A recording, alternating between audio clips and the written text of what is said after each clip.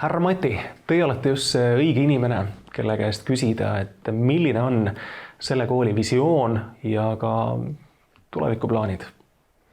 No meil on 3 suurt väljakutset, et kahtlemata on meie esmaseks suureks väljakutseks eestikeelsele õppele üleminek.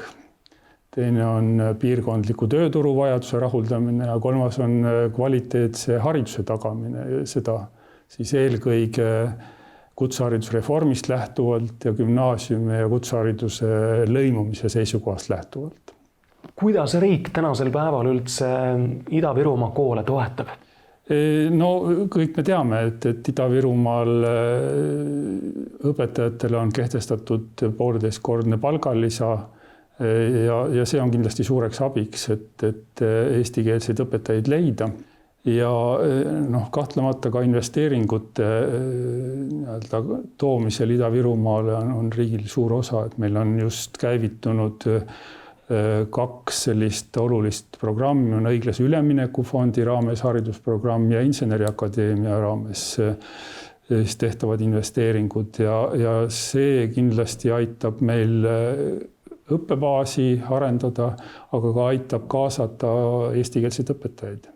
Eestikeelsele õppele üleminek kahtlemata eeldab seda, et me kaasame Ida-Virumaale eesti keeles ja kvalifikatsiooninõuetele vastavaid õpetajaid tervest Eestist. Ja see omakorda eeldab, et nendel on olemas selleks ka vastavad elamistingimused ja see on üks, mille nimel me täna töötame. Ja teine asi kindlasti, mis on väga oluline, et lisaks piirkondliku tööturu vajaduste rahuldamisele oleks meil ka üks selliseid tõmbeerialasid, mis tooks meil õppijaid tervest Eestist ja just eestikeelseid õppijaid, mis kogu seda piirkondlikku eesti keeles õppivate inimeste osakaalu suurendaks.